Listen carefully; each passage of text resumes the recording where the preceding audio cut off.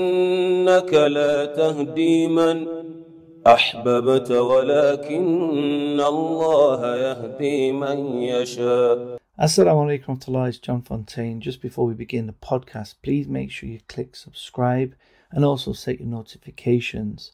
Please support on the Patreon account. Jazakallah khair. Assalamu alaikum wa rahmatullahi wa barakatuh. Assalamu alaikum. Assalamu alaikum. How you doing, man? Yeah, alhamdulillah. Inshallah. Hair growing back from the Umrah, mashallah. Yeah, mashallah. Hopefully it'll grow back a different color. Inshallah. Inshallah. Okay, so Bismillah, alhamdulillah, wa salatu wa salam ala Rasulillah. We'll start, inshallah ta'ala, and the brothers can join. If they miss anything, they can catch it on the YouTube, inshallah. So the topic we have tonight with you is the God solution. And if anyone knows about the new atheist movement, they understand obviously the title for your book, The God Solution, right away. It's a clear response to Richard Dawkins' The God Delusion. Yes. This is the claim that he makes. And obviously as Muslims, and we can see it very clearly from the title, that we believe it's the opposite. We believe it's the solution and not the delusion. If you could just elaborate a bit about that, and also about, I looked a bit over your book before when you wrote it, and tell us about, the experience in writing the book, because it's been some time. And I remember the book, I think was pretty much written when we were in Kuwait together. And yes, you've been revising it for several years. And just so the brothers know, by the way, even though I want that book to get out, because if you look, for example, at the Divine Reality, it's more like an advanced book. The way it's written, even the language is used, it's very deep. It's more in depth. So it might be difficult for some people to kind of grasp all of the stuff from it. You may have to read it a couple of times to kind of get it. But in your style of writing in the book, it's a small book. It's more easier for the general layman to be able to understand it. So I was hoping when we sat last time, and I looked through it when we were in Kuwait, you had sent it to me, that it would have been something, it would be out, it would be quick. But you've delayed it for several reasons. Perhaps you can tell us why.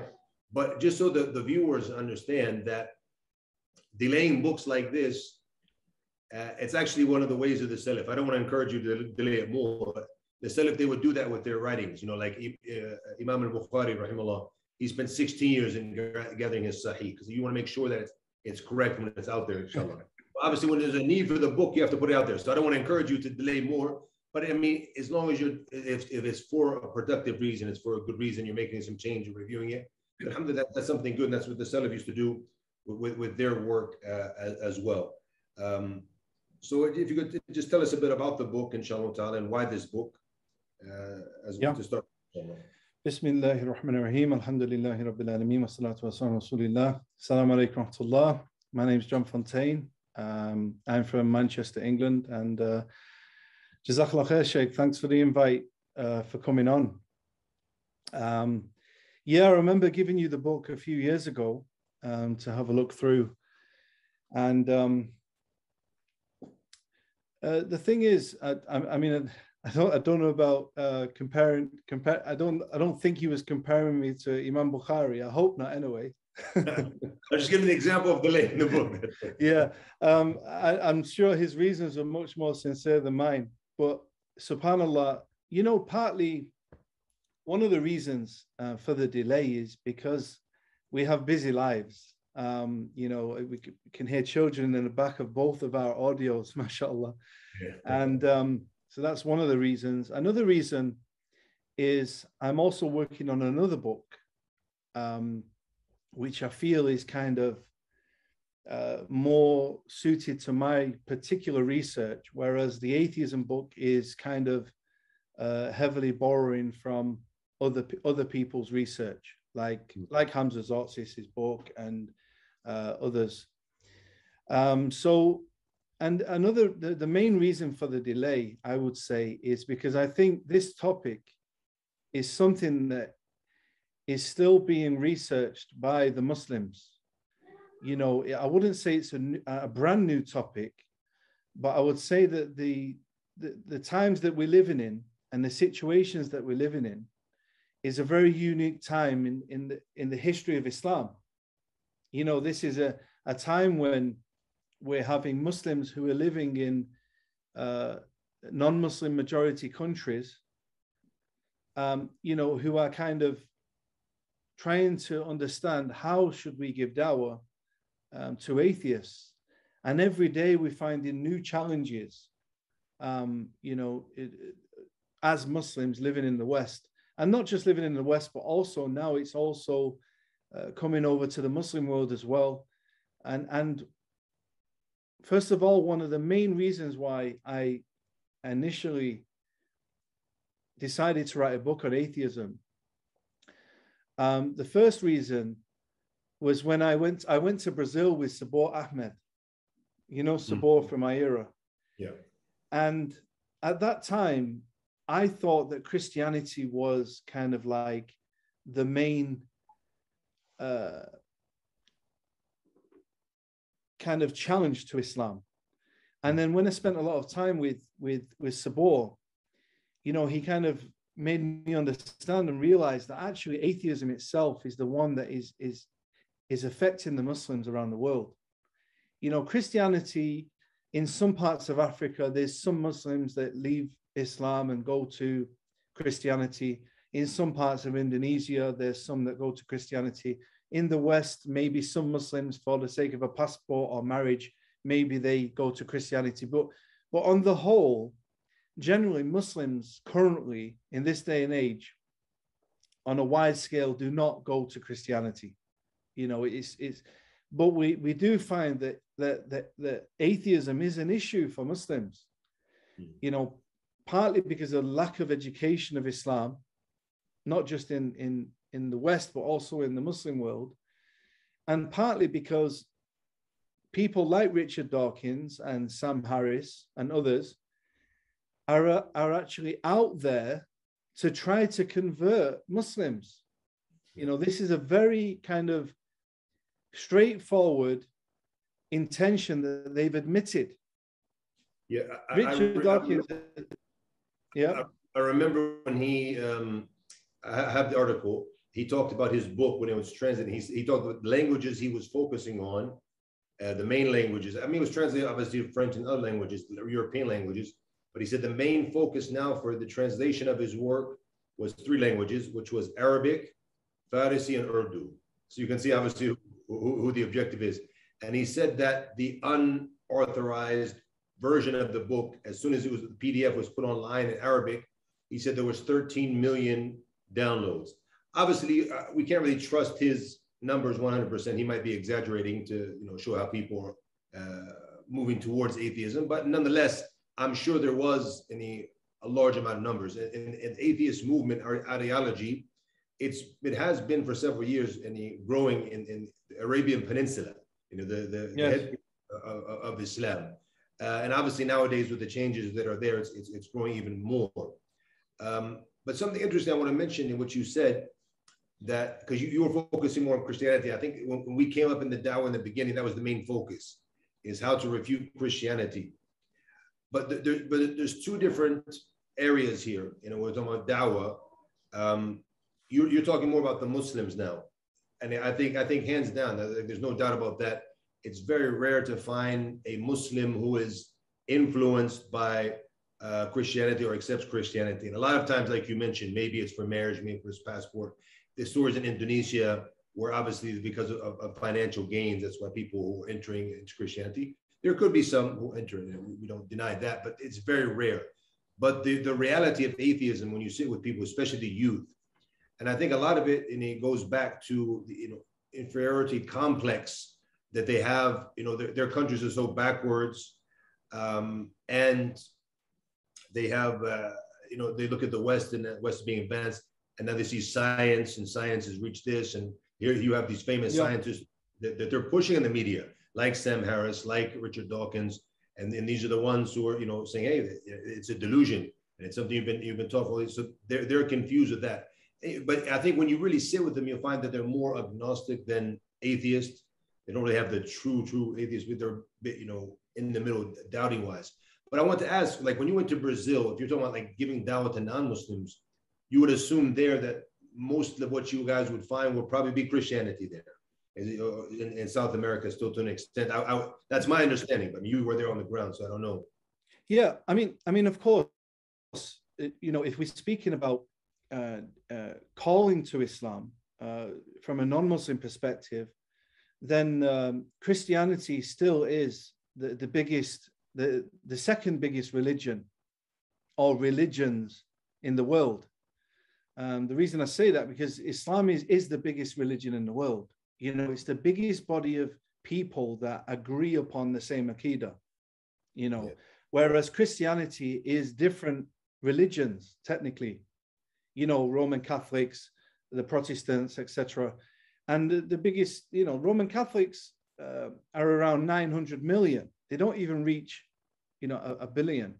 So, Christianity is many religions. So, but altogether, the people that identify as Christians, they're still the biggest body of people outside of Islam. So that's kind of dawah to non-Muslims, right? But of course, Allah tells us to first protect ourselves and our families, right? The priority is to first protect your own deen. First of all, protect your own religion, protect your family, your children, your wife, your and your community around you, and then slowly start building out from there. And the issue is the Christian dawah, it doesn't really affect the majority of Muslims. I find it very hard to believe that in this day and age, especially in most places, that someone can leave Tawheed and go towards Trinitarianism.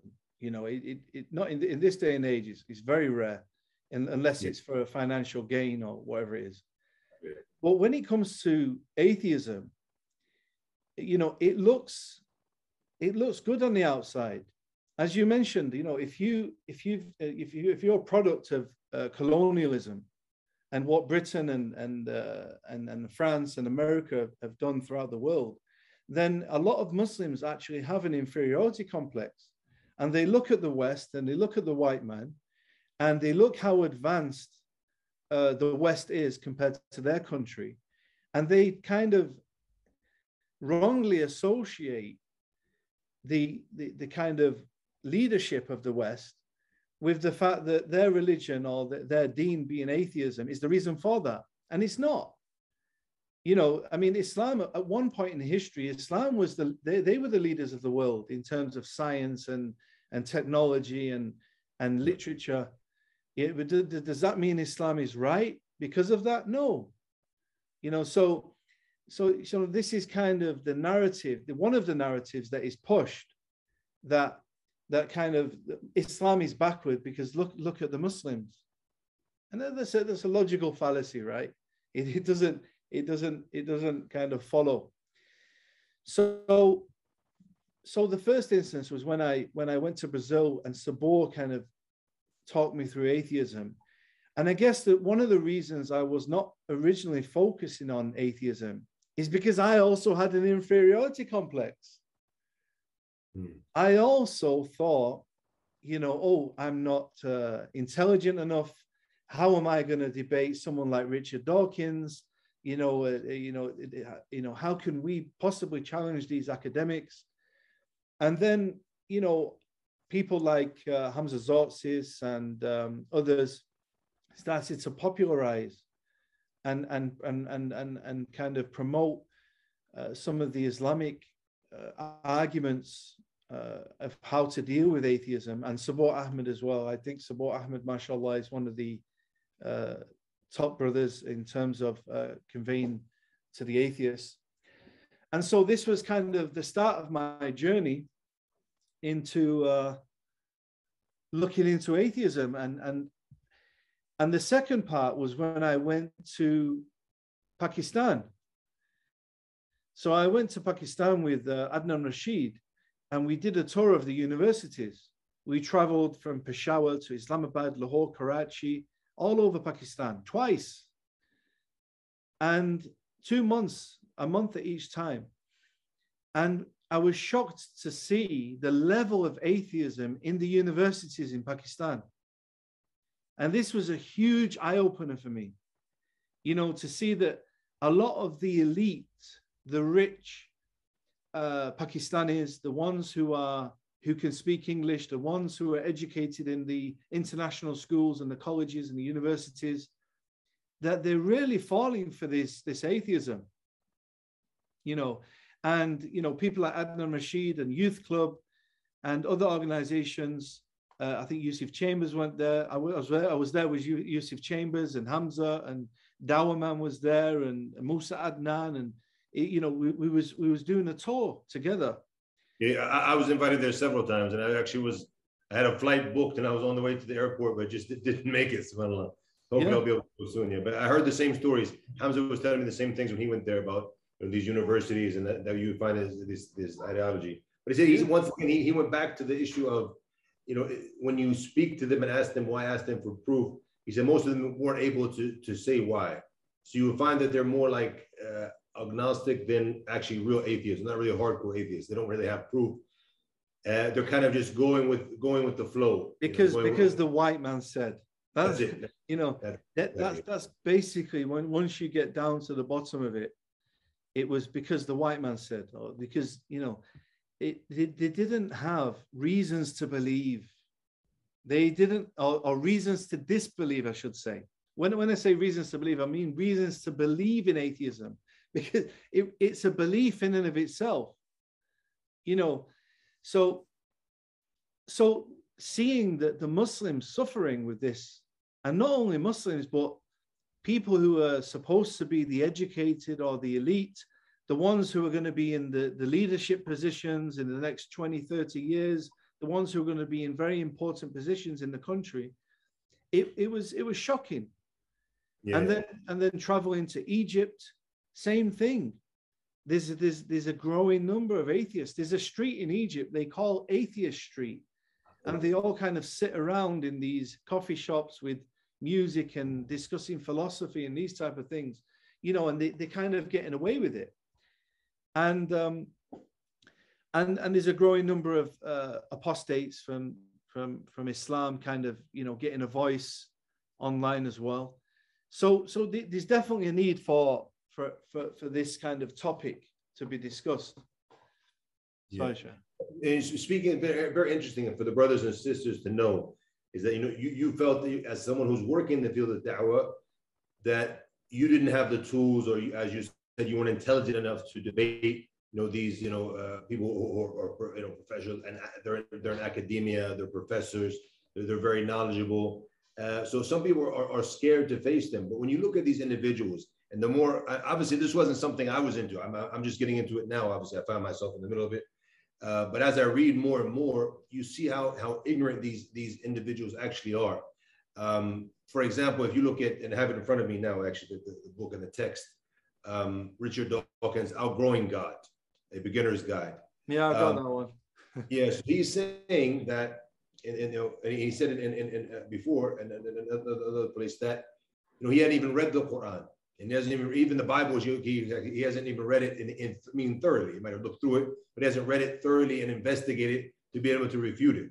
So that's and he's someone who, and that's like ABC academia. If you're going to get involved in any academic thing, you have to at least have read, you know, from you know, the other side to be able to refute, right? Which he hasn't.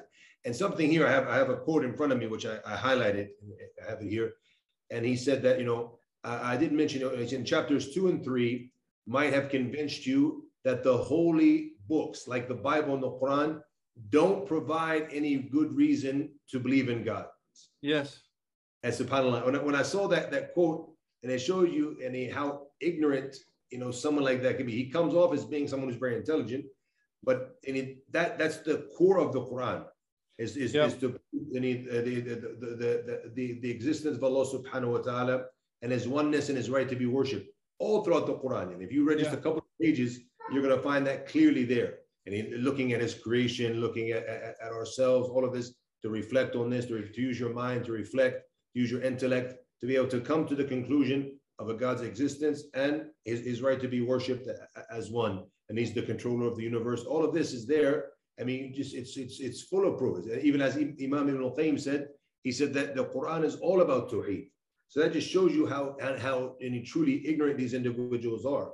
And something, and you mentioned in the book, I saw in your presentation as well, that these individuals, they go to kind of, slandering or mimicking, mocking religions as a way to get their point across. Because when it comes they try to disprove the existence of Allah, or they try to disprove a particular religion by showing how bad it is. And as we'll see, inshallah, and maybe we'll touch upon this, that as an atheist, you're not in a position to speak about morality. So this book, this is the book you're referring to, I think. Outgrowing God. Incidentally, this is authored for teenagers. This is an atheist dawah for teenagers. And that's kind of how I wanted the God Solution to be, my book. I wanted it to be kind of like almost a translation of Hamza's work, because, Hamza's work is quite academic, and a lot of people, it goes over their head, and that's great. And I think it's needed. We need people who can speak at different levels. We need people that can go and debate the atheists in the universities and things like that. But we also need literature that can be understood by the lay people in a very simple way. So that was the intention of my book, really, just to simplify it, more so for myself than anyone else, more so that I could understand it, and so that I could grasp the topic and be able to challenge some of these atheists and save some of these Muslims who have got doubts, so yeah, that was kind of the. So that shows us why the book. If you were to tell us now about basically what is in the book, and first before that, the delay. You said the delay was because of just being. What is the other book? You said you're working on another book now. Yeah, I'm working on. It's actually a book about the Islamic perspective of Wahi, and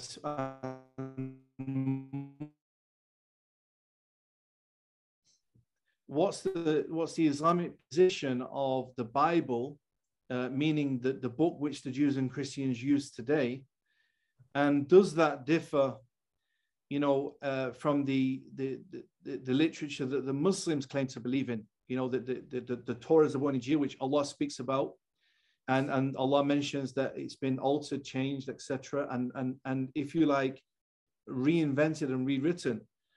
And also a discussion regarding what the Jews and Christians had in Medina at the time of the Prophet ﷺ. So that's a book which I'm writing. And I also think that this book is also important for atheists, because I think understanding the Islamic perspective of revelation is very important, because you see,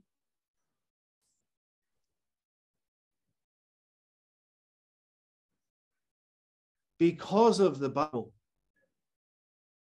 the majority of non-Muslims who are atheists, they're actually atheists because they fell out with Christianity. Primarily, number one, because of that they don't have a solid scripture. There's absolutely no way in this day and age, really, somebody should be accepting the Bible as a basis of belief. And of course, in this age of logic and reason, how can somebody really?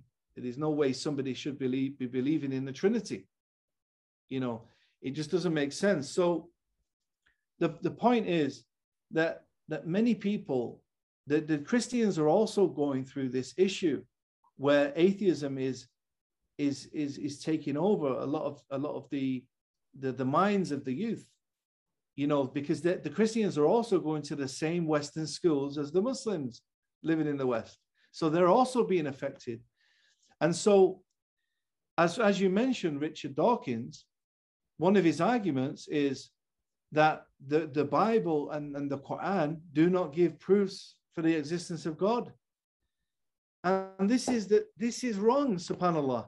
And this is the kind of the fundamental point that I make at the beginning of my book, which is we need to separate the existence of the Creator, Allah, and which is the right religion. Because even if all the religions were not true and wrong, it doesn't mean that there's no God. So, you know, they're kind of tying God and the existence of God and a belief in God with religion. Now, of course, it does come with it. But for argument's sake, that all the religions could be wrong and there would still be a God. There's still very good rational arguments and reasons to believe in a creator, you know, even without scripture. Yeah, and it's interesting you say that, because, and that's one of the things that really stuck out to me when I was looking at your presentation, I was looking at your work. And that's a good argument from the beginning, because a lot of times people in the beginning, they have an issue with religion. And especially if you're coming from a Christian background. And I noticed in Dawkins, in the God Delusion in his work, in many of his lectures, he talks about that. He talks about, you know, the problems with Christianity, and obviously right away he puts that on Islam. And that's also, by the way, if we go back to the issue of atheism spreading in the Muslim world, that's one of the key reasons it's spreading as well, because people look at, you know, like the French Revolution and them leaving religion. Whereas if you look throughout Islamic history, Islam never forbid science, it encouraged science. And that's why, you know, many of the scientific, things that we have today that have been proven, the inventions, or what have you, the origin was from Muslim scholars in Muslim Spain, when they were into science, and they were major scientists during that time. They don't understand that Islam is different from Christianity in that. So the issue of the religion and being attacked or attacking the religion. So if you take that away from the beginning, I think it's a very good argument right away from the beginning. Let's not talk about religion, because even if you don't have religion, you still have a creator. You still can have the existence of a creator, the existence of God. And many atheists, if you look at one of the works that I read now in detail, they were bringing many atheists and scientists, a lot of them atheists, and other ones who believe in the creator, but they're very embarrassed by the work of Dawkins, and how sarcastic he is, and the mockery he does and stuff, talking about religions and what have you. And you mentioned one of these in the beginning of your thing about Michael Roos, where he said, "The God delusion makes me embarrassed to be an atheist." And many quotes like that I found who free themselves from him and from his way. That's very important, obviously, for people to understand that. Also, something else very important that what people don't understand, and as I find this more, time and time again as I research, that the name is not coming to me. One of the, many of them, head scientists who are, head of major organizations. The names are, like I said, it's not coming to me now, but they are the ones who, like Sam Harris and Dawkins, they're against them, especially Sam Harris, against them being in charge. But why? Because they believe in the creator. And, so they might not be Christian, a lot of them, but they believe in a creator. And science led them. Yeah. Science led them to believe in a creator. And there's so many of them, through the Western world, that some of them were atheists, but actually were led. There's no logical any solution or possibility other than there being a creator. But obviously, this is not something that's put in the mainstream with science nowadays. Exactly. You see, someone like Richard Dawkins, he is I don't want to compare him to any of the Muslims, but he's giving dawah to atheism by any way possible. He doesn't care if his arguments are weak. He doesn't care if they're illogical. In a TV show he did in the 90s, I have a clip of it, actually. I've saved it, and I've quoted it in the book. He reveals his intentions. He says, look, he acknowledges that you could believe in evolution and God. Interesting. He says, but most people don't know that. So all we have to do is promote evolution and they'll stop believing. SubhanAllah, what type of evil being is this? You know, I mean, regardless of whether you believe in God or not, religion does provide a good structure for human beings. Even Christianity, even though Christianity, they have now fell into shirk, a lot of their morality, a lot of their kind of teachings are still kind of echoing from the previous revelations of Musa and Isa. You know, the family values, things like that, the structure within society. This is a positive thing. Under atheism, they don't have any guidance for these things. They have to borrow from religion. That's what secularism is. You know, it borrows from religion, and Christianity also had to use secularism because it didn't have a Sharia. But the point is that subhanAllah, he uses any arguments possible. His aim is simply just to get you to stop believing in God and stop following a particular religion. You know, and it's nasty. It's terrible. And so, you know, we have to challenge them. So, as I said, one of the techniques, the first thing I mentioned in the book is we have to separate these two arguments. You know, we'll deal with Islam later. You know, we can speak about Islam being the correct religion, but regarding the existence of Allah, it's not dependent on a religion. You know, deists believe in Allah, but they don't have a religion. You know, so, and this is what the original atheists were. Originally atheists were people who were not theistic. They were atheistic. They had kind of left theistic religion like Christianity or Islam, and they just became believers in God only. That was the original term, atheism, and now it's kind of evolved to mean people who don't believe in a God, you know. And as you said, you use these terms interchangeably. Really, people who are agnostic, people who don't think about whether there's a God or not, they don't really care or they've not thought about it. And then people who actually believe, they have reasons to disbelieve. And this is where, you know, we need to challenge these people and kind of show them, you know, back to the original point which you mentioned, that simply by disproving the Bible, you can't presume that the Quran is the same as the Bible, and that's one of their main arguments. And so that's why, back to my other book, I do believe that this is a really important topic, even for the atheists, to show them that the Quran is not like the Bible, and Muslims don't believe in the Bible. You know, we believe in revelations, Kalamullah, you know, books that were revealed from Allah to the prophets. And currently, Jews and Christians don't believe in them things. There's not a Christian on the planet today that believes in an Injil. They don't believe in a Kitabullah given from Allah to Isa. These Christians do not exist anymore. But if you could explain that a bit, I know what your outlook on that, but if you could explain a bit for the brothers and sisters, because they probably got confused now, because they don't know where you're coming from. And that just briefly, obviously, maybe we have another month where we're talking about Christianity. That would be a good topic. But if you just give a brief summary to what you're saying, because I think now some people might not understand that. So especially because I know a lot of your audience are actually Arab speakers.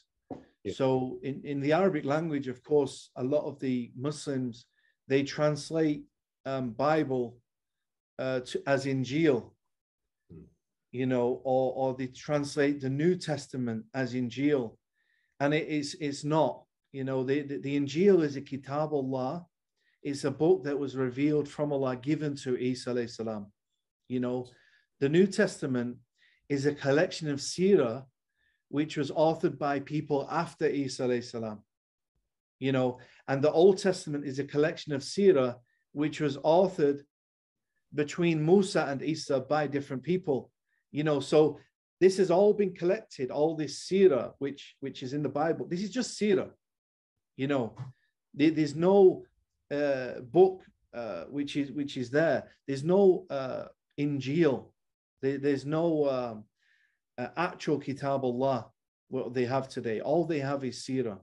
But this is where the confusion comes, because the Arabs, they refer to the Bible or the New Testament as the Injil.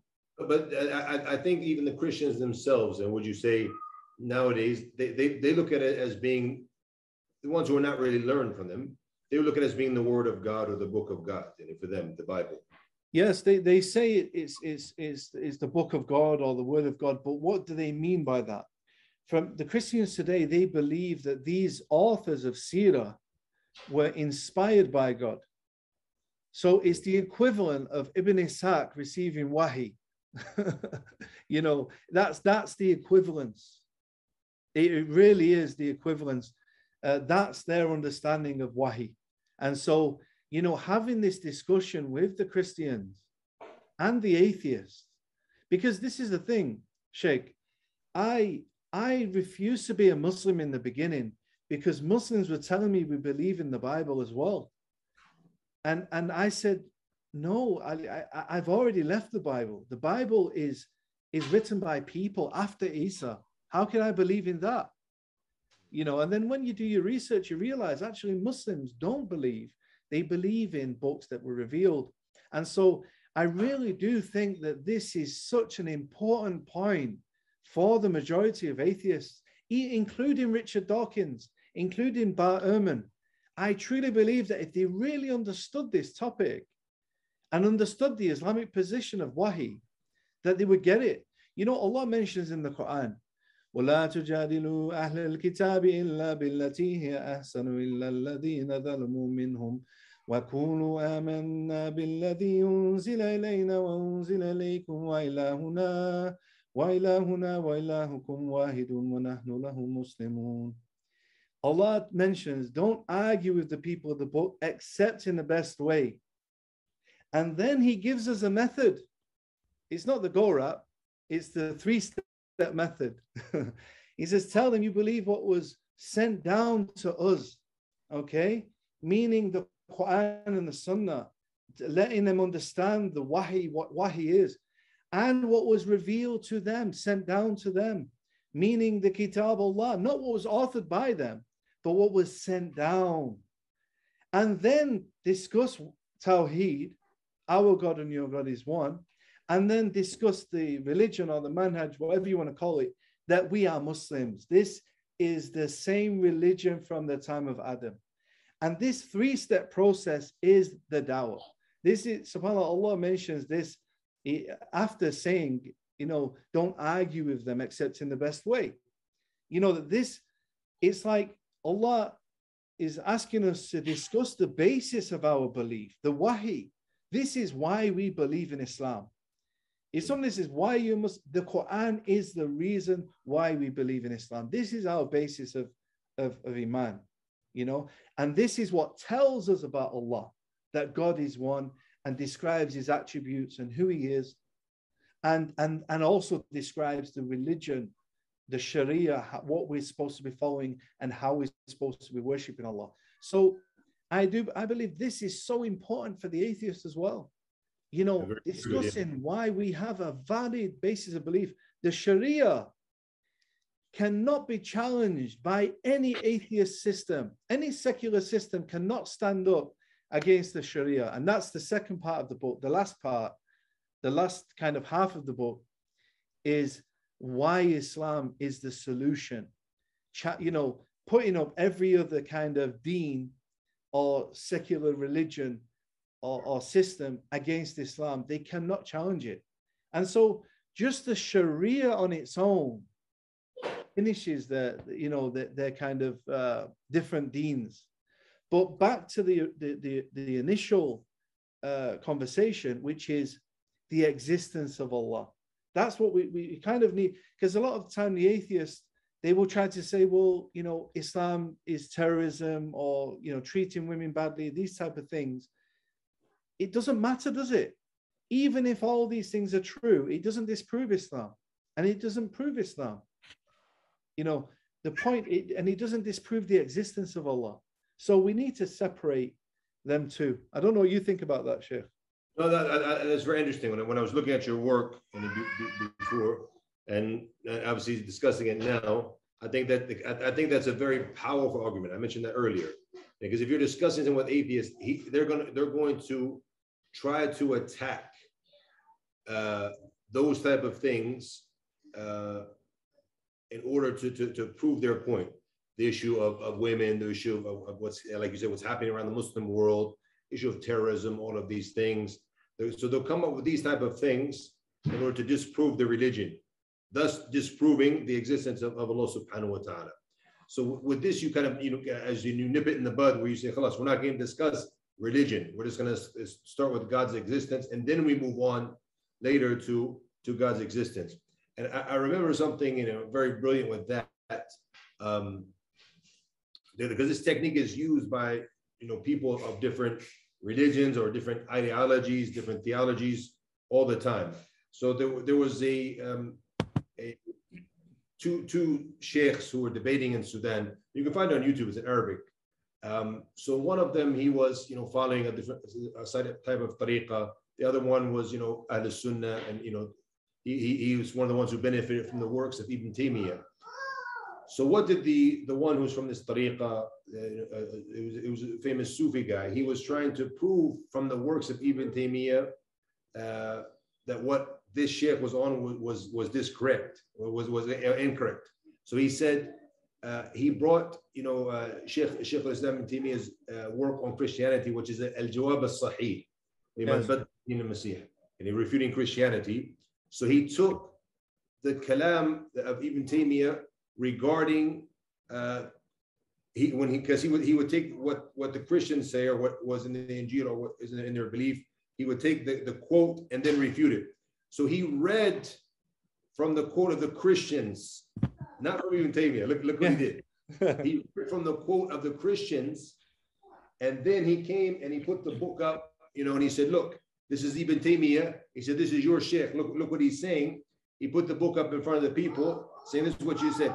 So if you don't have, you know, good knowledge, understand this couldn't be what Ibn Taymiyyah is saying. It has to be what the Christians are saying. But the sheikh didn't even go there. What did he say? He said, we're not here to discuss the aqidah of Ibn Taymiyyah, what he says. He said, we're here to discuss your aqidah. This is why we agreed to come together. And what you say, and your tariqah, and your books, your scholars, they say this, and he started opening up their books. So yeah. he قلب السحر على الساحر, as they would say, you know, the magic was on the magician, and it came back to him, right? So the same thing now with the argument you're using like that, because they want to disprove God's existence through what they see problems in Christianity, what they see problems in Islam. So right away you cut that off, and I think it's very powerful. I really like that. Mashallah. Yeah, and the other thing is, and this is why I do believe one of the we'll come to that in a moment, but the point is that a lot of these things they're discussing are moral objections to Islam, and atheism really is not in a position to speak about morality, you know, because it's all arbitrary. They have no kind of Sharia. They have no yardstick for their morality. You know, for instance, you know, a couple of hundred years ago, slavery was permissible in the Western world, right? And you know, now it's not permissible. Well, who decides that? You know, it's like the morality changes with the times, as we see this recently with this. Is it Idris from one of the football clubs? We talked about that earlier, yeah. You know, he's refusing to wear a football shirt because of the LGBTQ promotion. But 100 years ago, it'll be the opposite. It would be like if somebody brought that to the table, they wouldn't be taken seriously. So it's even that today. I mean, if you look at that, something very interesting with that, and I know the Western mind doesn't want to accept that. But as an African, the brother, if you live in an African country, and you've done a lot of work in Africa, you've spent a lot of time in Africa, LGBTQ, ZP, I don't know how many things they've added now, but all of these, this is not acceptable in Africa, anywhere in Africa, more or less.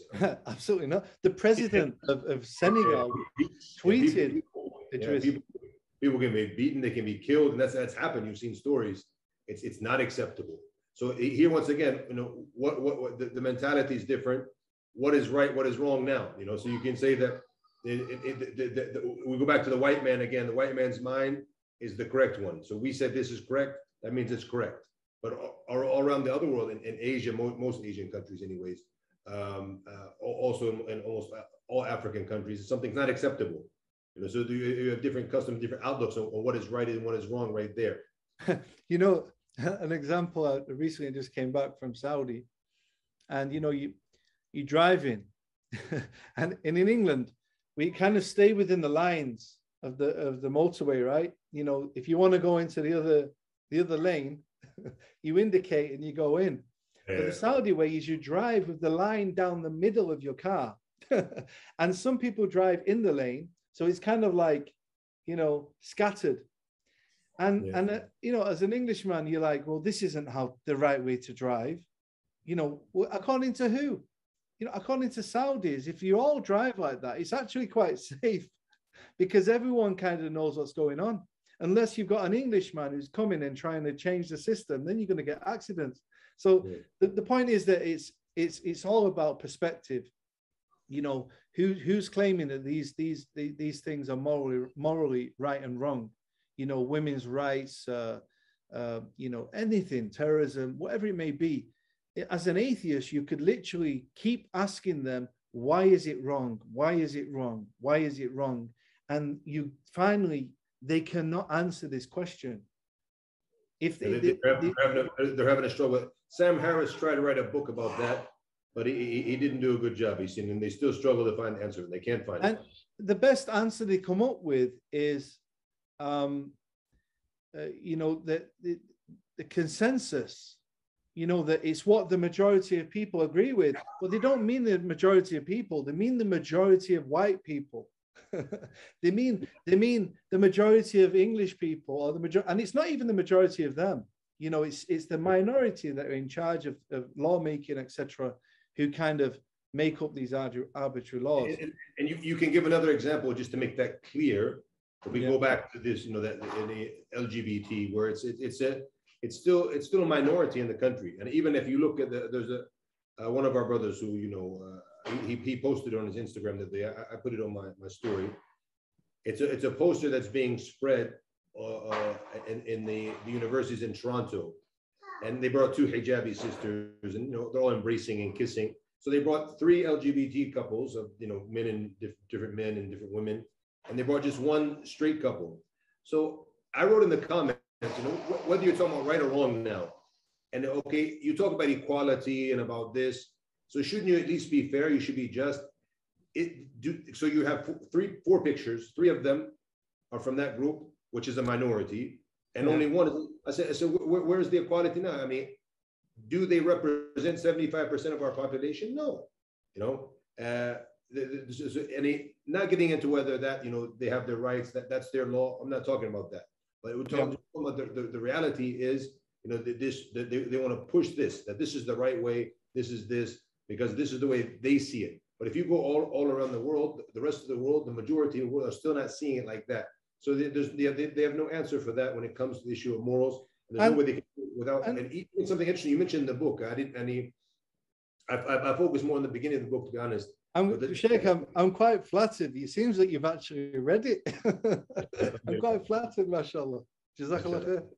Yeah, but the second part, obviously, the issue of the Sharia, that even there was a research done, if you go back to many of the Western laws, and there was a researcher, and he's a Maliki scholar. He did researching to go back and to show that I believe it was 1/3 of the law of the French laws. The basics are based actually from Sharia, taken from Maliki fiqh, because like you said, they don't have a Sharia, so they were not able to establish these laws. So they actually take it from Islamic laws in order to establish. It's actually a 3-volume book that was printed. I believe I have a copy in my library in Sudan of that work. So that shows you the the issue of the Sharia, as you mentioned in the second part of the book, that there's no way, even the ones who were not atheists, and they were Christian, secular, whatever they are nowadays, that they also needed to go back to the divine sources in order to determine what is right and what is wrong. And so a certain group will not be able to pinpoint that and choose that, like you said. It's very important. So the issue of revelation, that's a good topic. I think maybe we can host you, inshallah, another time to talk more about that other book, as I'm really interested in that as well. Yeah, I'd love to come and speak in more details. There's actually a comment in the challenging it, and I'd really love to address it, but I don't think this is the place. But hopefully the is one about, they think the Bible consists of God's words. I'd love to challenge that. Hopefully next month, inshallah, when you do the Christianity. The brother or the sister can come back for that, inshallah. So back to it. I was going to mention here that one of the important things, I think very important with Dina, and you covered it in the book as well, the issue of scientific facts and what is proof, because a lot of times you'll find people even nowadays, people who are atheists or claim to be atheists or influenced by atheists, they'll tell you that I don't believe in God, I believe in science. In science, the truth, and they come with it, science as being an absolute truth. So if you could, highlight a bit about that, because that's one of the big misconceptions that come up that people are confused with, and many people who are like from the laymen, they kind of hear this stuff and they're like, yeah, science is, because we're in the era of science now. It's time of science. Yeah, so science is the way. This is a really nice kind of topic, because even as Muslims, it kind of teaches us how to think, because a lot of the time we really do give science more credibility than is deserved. And you hear some Muslims, they speak about that science doesn't not give certainty. It doesn't give certainty. And I always check my research, Sheikh.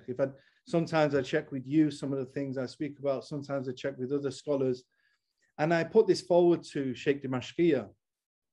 Yeah. And Sheikh Dimashqiya is a very clever mind, mashallah.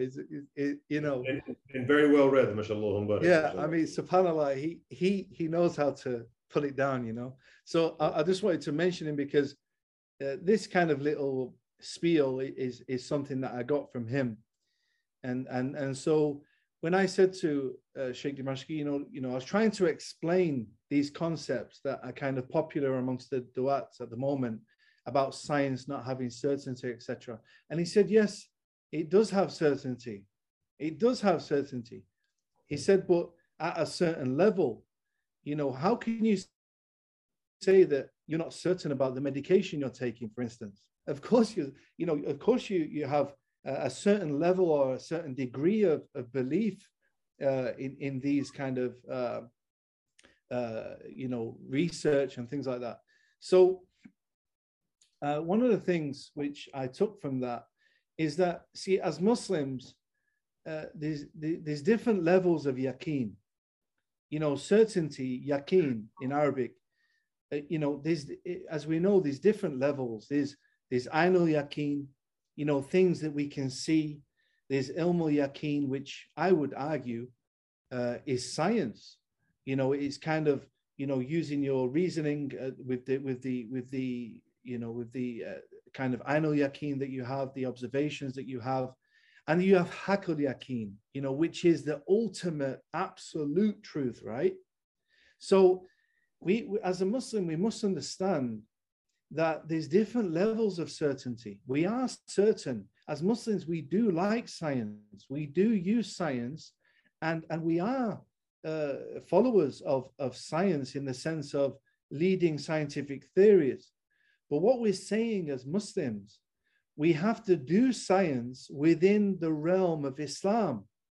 We have to do science where the first premise is that Allah exists and Islam is true. You know, as scientists, if we don't have the belief in Allah and we're not following Islam, then our theories are obviously can be wrong, because this is why you've got the same observations which some scientists are witnessing, regarding different species and different evolutionary observations, and a theist, a Muslim or a Christian, would interpret that data in a different way to somebody who doesn't believe in a creator. That's why, under a scientific kind of worldview, where they, for instance, Allah is not even taken into consideration, then of course there has to be some type of evolution that has happened. Because how did we come here? How did we get here? But if you are doing science within the Islamic realm, where you take into consideration that there's a creator who can create and do whatever he likes, then you would never conclude that humans evolved. Why? Because Hakal Yaqeen, the Wahi, the Quran, this is back to the first argument of discussing our basis of belief and the concept of Wahi. Hakal Yaqeen is absolutely true. So when science, Ilmul Yaqeen, is disagreeing with Hakal Yaqeen, we go with the Wahi over science any day of the week. And we go with the Wahi over even our own eyesight, Ainul Yaqeen. We go with the Wahi over that as well.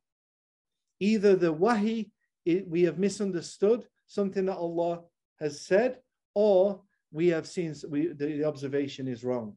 Because there's no way, the Wahi, which is from Allah, and natural phenomenon would contradict, right? Because it's from the same source, it's from Allah. So this is kind of the mistake that Muslims are making, where they're doing science in an atheistic realm. They're not even, and you would not come up with these theories. If you shouldn't come up with certain theories if you are aware and well versed in Wahi, in the Quran and the Sunnah. Very good. And when it comes to this, I mean, obviously, if you go back to the philosophy of science, you go this. I mean, the scientists themselves, and other than Richard Dawkins, who wants to come across that these are scientific theories are actually scientific facts, or as a theory, it can change from time to time. So it's not 100% yaqeen. But I mean, most people, most laymen, or most people who haven't read and haven't researched, they don't realize this, and I think that's what it's very confusing to many people. And it's a very easy way for atheists, to kind of confuse people and to give them shak and doubt in their faith because of this. This is what science proves, and science leads to certainty. Where it doesn't, it's a theory, and they're building on theories, and then in a couple of years they reach another theory. And there's several examples for that. Yeah. And you mentioned some of them here, obviously. So in your work. Some of this kind of some of these doubts come because they're conflating observations with science. Does that make sense? Me observing something is not science. Science uses observations to come up with theories about the world and about the universe. But this is a thing, because throughout this day and age, we've had lots of observations, new observations, and we've learned things through these observations that just gets attributed to science. So science gets all the credit. Yeah. You know what I'm saying? So, the theories themselves can change because there can be new observations to refute the old theories. So again, as you said, the philosophy of science, some people, some Muslims, the word philosophy itself, what do we mean by philosophy? Because some scholars are saying, no, we can't use philosophy. Some scholars are saying you can. Some people are using philosophy. What do we mean by philosophy? You know, of course, from the scholars that are saying we can't use philosophy, they're talking about using philosophy over the revelation, you know, and using philosophy in the wrong way. What we're talking about when we're talking about philosophy of science, all we're talking about is how science works. In simple terms, we're talking about how does science actually work? You know, so we're making the distinction between an observation, something we can physically see, and a theory that a scientist has, you know, like the theory of evolution. The theory of evolution, it's a theory. It's not been observed. You know, human evolution has not been observed. It's a theory. It's a leading theory in the atheistic scientific realm, but it's not an absolute fact. So why would we take that over wahi? It doesn't make sense. So having these discussions with the youth who are having these doubts, it's really effective. It kind of gives them a structure to their thoughts. Yeah, that's important, because like, for example, the example you gave with evolution, and that is taught in the schools now, and it's come across that this is fact, you know, and I've debated people before. They're like, look, this is not even something discussable. Evolution is fact. You know, they're not coming, or even the people who are specialized, who are true scientists, they'll say, no, it's like you said, it's a theory. It's not a fact. But they'll come and say, no, this is a proven fact, the issue of evolution, which actually, even when you look at the proofs in different species, and even the ones they found that have some form of evolution, obviously, it's very rare, and it's not that much, obviously. So even that they haven't been able to prove. So it's important. But that's the thing. If you don't understand scientific, like for instance, you're a sheikh, right? You know Islamic terminology. You know, you could have a conversation with me, and I might not understand a word you say because, number one, you're speaking in Arabic, and of course you're using Sharia, you're using terminologies from the Sharia that I might not be familiar with. The same with science. If you're not a scientist, you might not be familiar with the terminology, but when scientists say that something is a fact, what they mean is that it's a leading theory. They don't mean that it's an unchangeable absolute fact.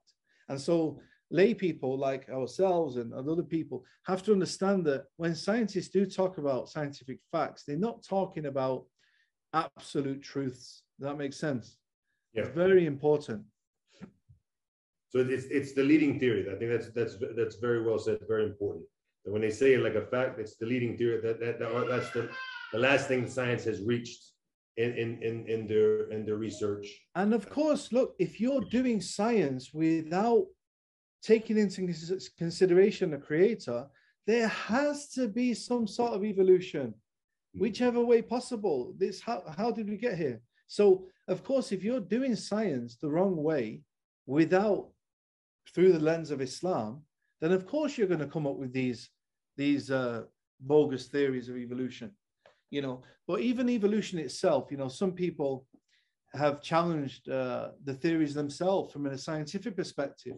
I don't think we even have to go there. I think it's good. I think some brothers who have done it successfully, like Sabot Ahmed and others. Yeah. But realistically, the bottom line is it's a theory. So if it disagrees with wahi, then we always go with wahi. That's how simple it is. Very simple, you know. But of course, if you want to take it a step further, some people are going and challenging these theories themselves, and these many different theories of evolution. Which one do you want to go with? You know. So, but we don't even need to go there. The bottom line is it's just a theory. Exactly. It's important now, I think, maybe a topic to wrap up with, inshallah. If there's any questions, oh wow, we didn't even start the book. but the question is that, you know, the issue of, you know, philosophy and using philosophy in da'wah, and because we've covered that, we talked about that a bit tonight, or the topic has come up, and then you talked in detail about the issue of focusing on the importance of revelation, and the revelation is where you reach, you know, haqq al-yaqeen. So many of our brothers are trying to use philosophy in da'wah, even maybe more so than the wahi in many cases. Whereas as the wahi itself, if you're well based in the wahi, as you mentioned, you see that the wahi is talking to the intellect, it's talking to the sound mind, it's calling us to reflect. And even many of the arguments, like let's say if you go back to something as simple as the go rap, which we've all studied and we've taught, that even the arguments we're using there to prove God's existence, to prove his oneness, all of these, if you go back to, they're based on the issue of revelation. And we don't need really a type of philosophy to prove that.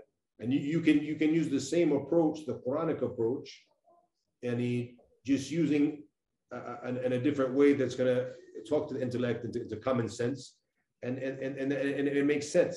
And if you look at the Prophet alayhi salatu wasalam, you look at the Sahaba, their da'wah would start with the Quran, it would start with the wahi. They would read the Quran. Obviously, having the Arabic and the power of the Arabic then, it would have much more of an impact. But it still has an impact today, and it can still have the impact. I still believe myself that we have not, even in the day we live in, with all of the great scholarly works, and I look in front of me, even though I'm obviously here in Doha, it's not my main base, but I have, just a couple of dolabs of books sitting in front of me. I'm looking at them as I speak with you. There's the works of our scholars, mashallah, may Allah bless them. But I still believe, with all of the great work that's been done, that we still haven't uncovered the Quran when it comes how to give da'wah to the Quran. And I think it's like, the deep sea that we still haven't discovered, still discovering, like, and the fishes that are in the deep sea, like, wow, we didn't know that existed. We're discovering new fish, new creatures, new this, that. There's a world we don't even know in the sea. And even what you mentioned, I think was brilliant, mashallah, the 3 steps you mentioned. I never thought about that before. It's something I'm going to add, inshallah. I'm going to benefit from you with that to my work as well. There's so many examples like that in the Quran that we don't use. I mean, that's another a broader thing. But going back, to using the philosophy in da'wah, do we really need it or not? Yeah, I mean, again, it comes back to what do you mean by philosophy?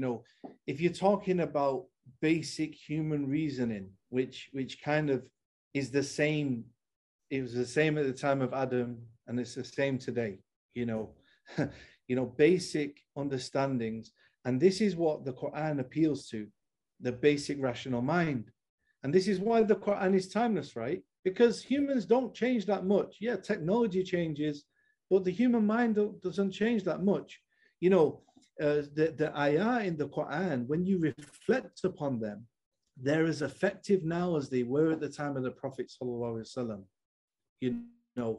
Otherwise, we are now the biggest religion in the world, okay? And we've never met the Prophet, peace be upon him. We've never seen a miracle, but apart from the Quran, right? And this is the point that, people submit to Islam based on the Quran, not just the reflecting upon the Quran, but also the Sharia, the actual, the rulings from the Quran are miraculous on every level, and I totally agree, Sheikh. I mean, I think, let me give you another example, Sheikh. If I was, for instance, giving dawah, and all the time I was quoting, one of the Shia scholars, right?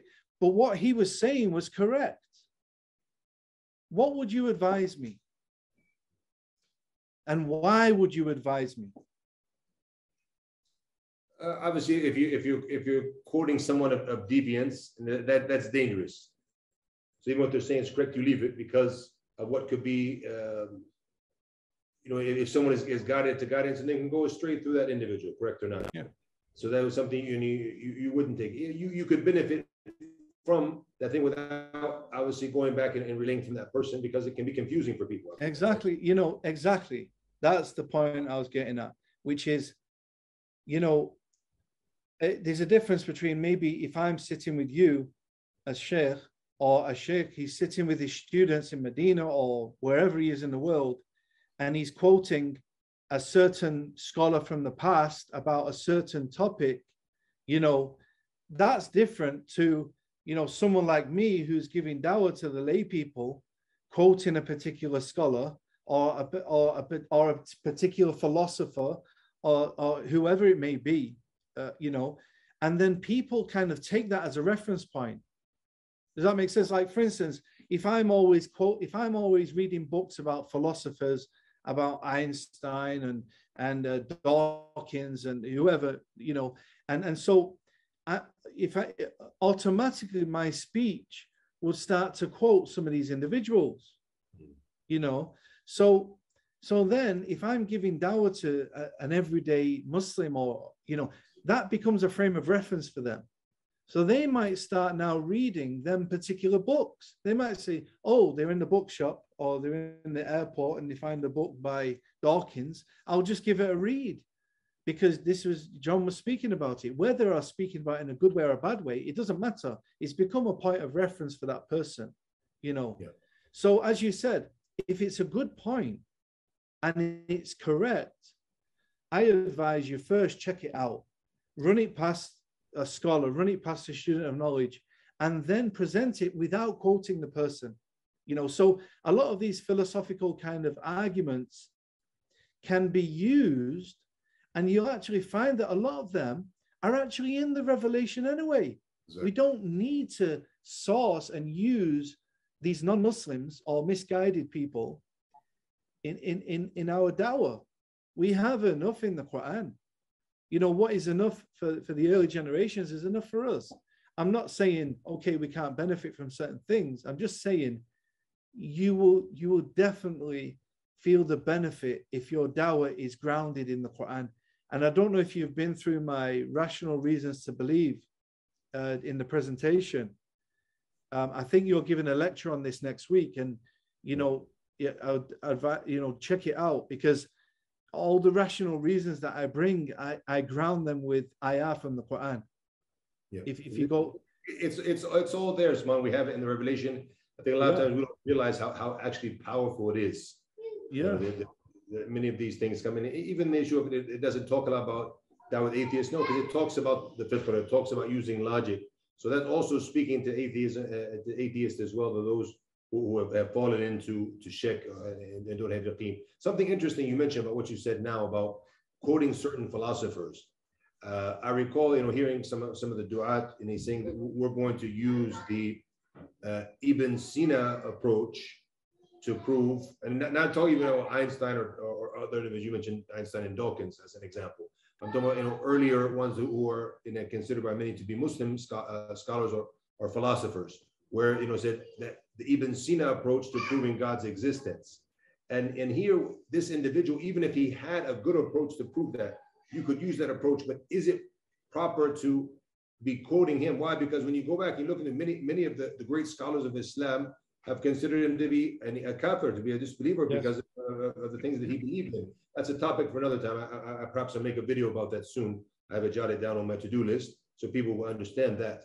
But nonetheless, any quoting individual like that, so we're not talking about an individual. Is there a difference? He's someone who is upon haqq, not upon haqq. There's this iman and kufr here with this individual.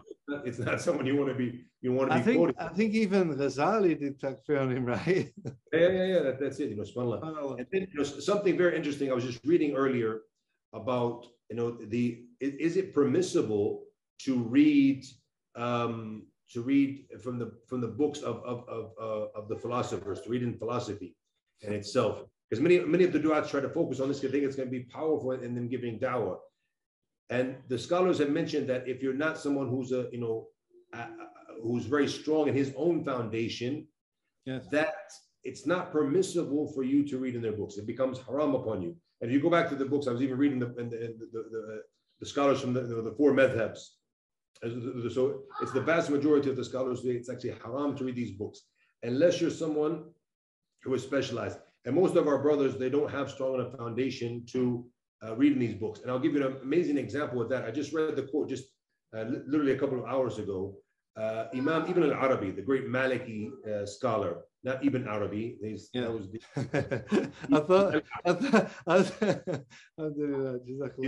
sometimes get confused. How can you quote this individual? He's another controversial one. No, so Ibn al-Arabi. He's the great Maliki Imam, the great Maliki scholar, rahimahullah. So he said Sheikhuna al-Ghazali, our Sheikh al-Ghazali, he said, he swallowed the philosophers. But he said, and he said he thought he was going to be able to vomit them out, to get them out of his system, but he wasn't able to do so. That some of the remains of being affected by them and reading their works and this, even though he refuted much of their stuff, he was still influenced himself. And the scholar said, if that's Imam al-Ghazali, someone who reached what he reached, and the strong intellect and knowledge of Islam, if he was so influenced by it, what about me and you? Therefore, it's not something. It's not a field that's easy to get into, subhanAllah. And this I might say something that might ruffle a few feathers. I think I've spoke to you about this before. And you see, it's all about perspective. There's a difference between, a sheikh sat in Masjid al-Nabawi teaching his students, and he might be using Imam Ghazali, for instance, for a particular subject. Yeah. And there's a difference between that scenario and, Duat kind of quoting Ghazali on a popular level. Now, even, let's just say, whatever you want to say, even if you said that everything Ghazali said was correct, okay, how is his work being used today? And if you go into East London Masjid in the bookshop, I'm not joking, Sheikh, there's a massive wall full. I'm talking about maybe 100 different books translated of Ghazali in English, in very, very nice English, right? And these books, they may be fine, but who are the people behind them? What are the intentions behind the people who are using Ghazali's work?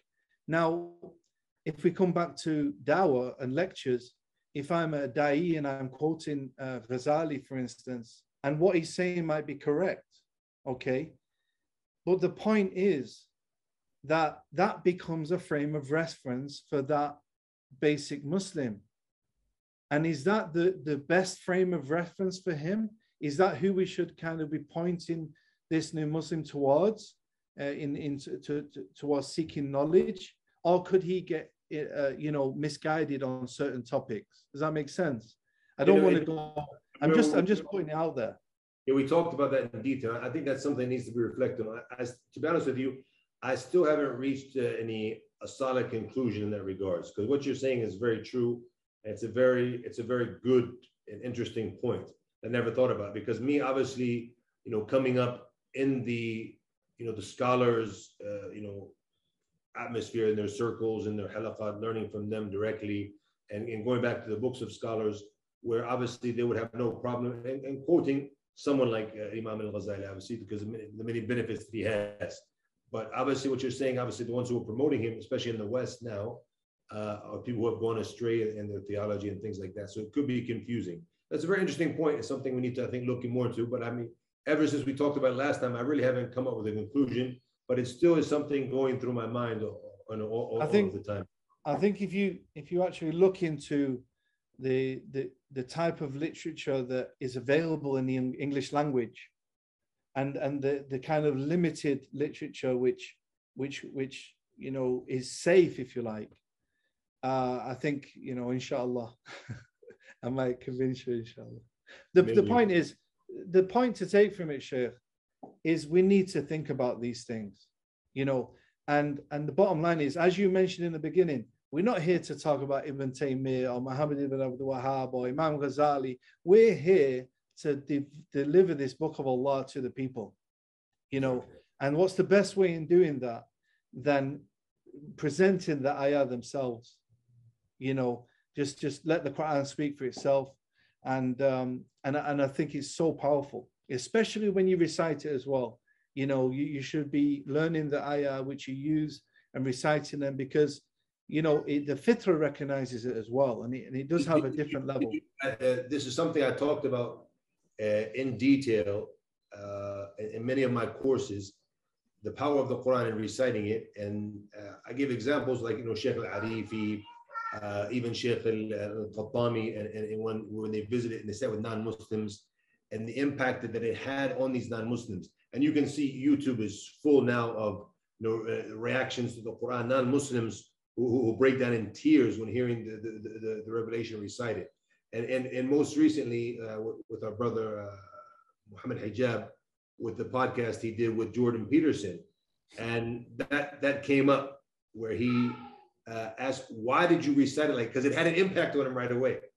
And that's the power of the kalam of Allah subhanahu wa ta'ala, even though they don't understand a word in Arabic. But right away, Jordan Peterson, who was someone very strong and intellectual, mashallah, he's got a lot of great points, and I benefited from a lot of his works. The issue of his stances and the issue of the pronouns and gender. He was a leader in that field for a lot of us when it came and they were trying to enforce on us. And he had a lot of good stances. You could see someone was very strong intellectually, mashallah. Right away, it had an impact on him. When he said why, and I like the fact he asked, and he just mentioned, he said, this is why, because that's why you mentioned now, this is something we need to revive in our dawah. And I noticed you did it, mashallah. You did a little bit of the tilawah. Even recently in some of my lectures, I've been doing a bit like that as well, because it should have an impact when you recite it in that way, inshallah ta'ala. Yeah, definitely. And we've not really gone into everything, but I think it's been a beneficial meeting. How long do we have left? Officially, we have 4 minutes left, but we can take a bit more if we want. I don't know if there's any questions. The only one that I've received here, the brother sent me from the admin, was the issue of the I think the Bible and the words of God. If you wanted to answer that briefly, I think you probably already have. Yeah. If you want to ask something. There's something I'd like to mention as well, just before we finish, is what exactly do we need to do when we're giving dawah? Like, a lot of the times the dawah is focused on kind of, deflecting allegations against Islam, if you like. Yeah. Our job is to convey the message.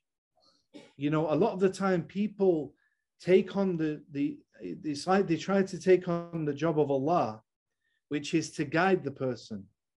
And we have to understand that the guidance is only from Allah. It's Allah who guides the person. Our job is simply to guide them to the way.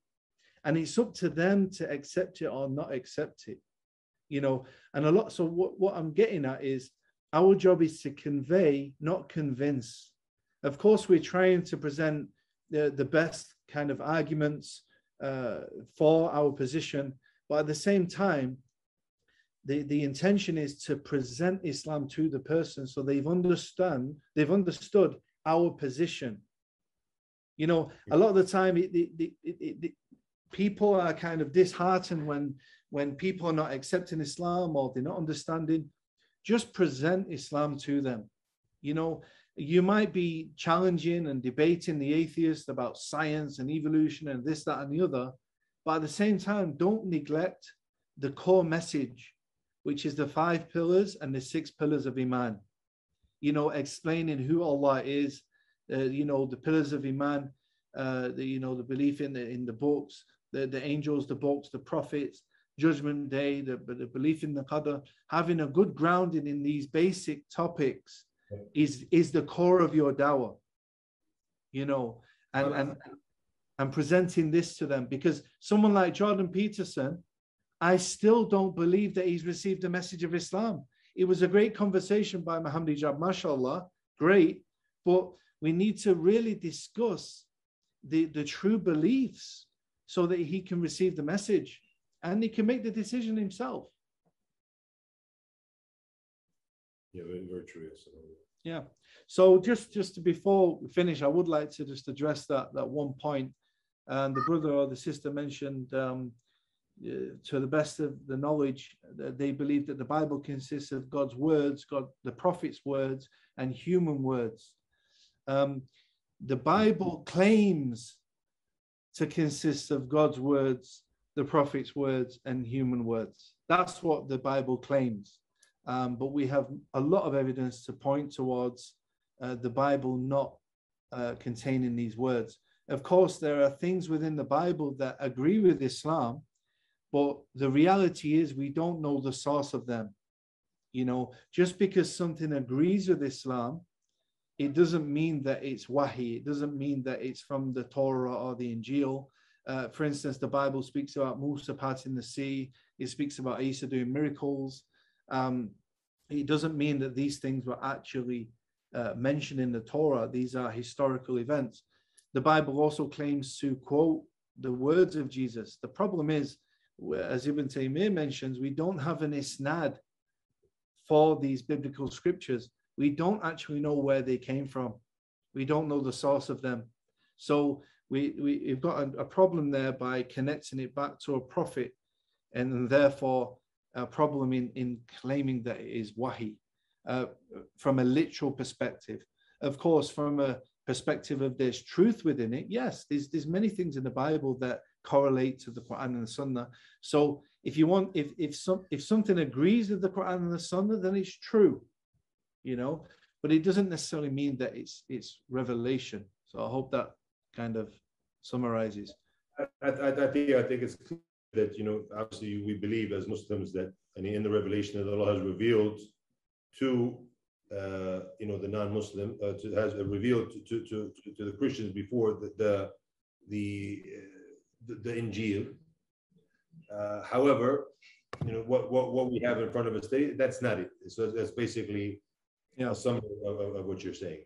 It's like, you know, if you have a hadith with no chain of narration whatsoever, but the text agrees with Islam, you know, you would not describe that as kalam, as either, you know, the words of the Prophet ﷺ, or you would not describe it as wahi. You know, the best you could say it agrees with Islam. Why? Because it agrees with the Quran and the Sunnah. But you wouldn't describe it in the way where you give it credibility. Does that make sense? Because you don't know the source of it. It could very well have been, kind of like a folk story that has been passed down, and it may have some truth, etc. But it's just you treat it in a totally different way than the Quran, you know. And this is the problem. They kind of put in the Bible on par with the Quran, when in reality it's kind of on par. It's not even on par with Ibn Ishaq, to be honest. It's you know, because Ibn Ishaq, at least he uses wahi in his seerah, right? The whole seerah is based on the Quran. I think that, you know, it could be confusing for many people because of the fact that, you know, many of the teachings, perhaps, yes, it did come from the original revelation, you know, that of you know, Mark, John, Luke, and John, and obviously Paul and his work and all this. And perhaps they did take from the original sources, right? Some of them, anyways. And where was it? How much was it? Some of it has been, you know, passed down without actually being preserved and written down. You know, been passed down, you know, for about 300 years later. So obviously, it's been distorted. But many of the teachings, it is possible that many of them could have obviously an origin. I think that might be confusing to the people to say that this is, you know, because the outlook of the people is that this is the word of God, but there's distortion in it. Yeah, I mean, do you have an example? Just as I'm just wondering if you have a kind of example of a. Any of the teachings, even like as you mentioned earlier, I think, you know, many of the morals that are taken from Christianity, you know, even if you look like in the Irish society now in Ireland, in the Irish Constitution, many things that go back to, they're taking from this, they're just good things, and just, you know, be encouraged to do you know, good things, be a good person, things like that. This, you can say that it's going to be there from the original source. Perhaps we can discuss it more in detail. A lot of the teachings of Christianity itself is not even derived from the Bible itself. You know, I'll give you an example. Like, you know, in the Bible, it says God is one, right? It's now. Do you believe in that verse? Do you believe that verse is true? We know it's true because once again, it's in accordance with the Quran. So it's something interesting now for your research is that many of the things that if you're saying like this, it's going to go back to the same ruling like when it comes to the Israeliyat, the narrations of the Israeliyat when it comes in the Hadith. So that what's in accordance with the Sharia. Let me just challenge you on that a moment.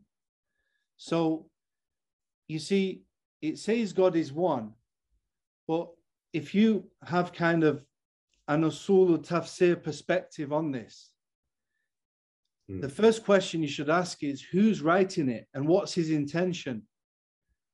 Because if a Trinitarian is writing that God is one, if the author is a Trinitarian, so the priest back in Ireland, if he wrote, I'm a Christian and I also believe in one God, you would not accept that his one God is Tawheed, because his understanding of one God is three. So the problem in Usul Tafsir, you have a problem when you don't know who the author is. So even something that is as clear as God is one, it might mean three. And that's a big problem, Sheikh, because so that's why I believe that if we're quoting and using the Bible, it should be a Judeo-Christian interpretation, because Muslims are, instead of doing tafsir of the Bible, they're reading into the Bible with their own akidah. Does that make sense? And they're reading into the text rather than taking it out, the meaning out. And the problem with the Bible, because we don't know who authored it. It really is anonymous from front to back. We don't know who these authors were. And we know that there were Jewish sects who were also pagans. There were Christian. Trinitarianism existed before Christianity, and it's like, we really don't know the source of it. And even a verse that looks so Tawheedi, it's still, subhanAllah, questionable, because the Christian will say that doesn't mean one, it means three. And how can you challenge them? Because, and the Christians are so well read on our religion now, is they will point out usul tafsir to you, and they'll say, how can you know the interpretation of it? Because on your principles, you don't know who authored it. That's very interesting. And I think it's a good point to stop, and perhaps, inshallah, we'll have you back next month. Inshallah, it'd be a pleasure, Sheikh. Very interesting topic that many people haven't heard, and that's one of the benefits is to learn something new, and not just always to revise the things that we studied before. So hopefully, inshallah, we can go into that in detail next month, inshallah ta'ala. And until then, Allah knows best. Allahu a'lam wa sallallahu wa sallam wa baraka ala Muhammad. Jazakumullah khairan. This is a gift for you, our brother Jutiyar, Sheikh Abu Muhammad, mashallah, he makes these for our guests, mashallah. We'll send you the PDF copy as well, inshallah, which is a certificate from Sahaba Academy as a shahadat shukr and taqdeer of thanking you, inshallah, for taking out your time to prepare this presentation and to be with us. Jazakallah khair. May Allah make it heavy in your scale of good deeds. And if we can ask for the next slide, inshallah, as a reminder to the brothers and sisters who are still with us. These are the first two lectures that we've had, responding to the atheistic narrative. Our brother Sheikh Kamal Ahmed, that was yesterday, and today with our brother John Fontain, The God's Solution. Both very beneficial talks, alhamdulillah. And they will be on the YouTube channel very, very soon. If it's not already up there, it might be up, or at least tomorrow, for Sheikh Kamal, inshallah ta'ala. And the next couple of days, John's lecture will be up, inshallah. Then we have our brother Hamza, and then our brother Abdurrahim on the Friday, inshallah ta'ala, on Thursday and Friday of next week. So make sure, please share that with everyone, inshallah ta'ala, so that they can benefit. Until then, Allah knows best. Allahu a'lam, wa sallallahu wa sallam wa baraka ala Nabi Muhammad, wa jazakumullahu khairan, wassalamu alaikum wa rahmatullahi wa barakatuh. You can see in the comments below, there's the YouTube channel. إنك لا تهدي من أحببت ولكن الله يهدي من يشاء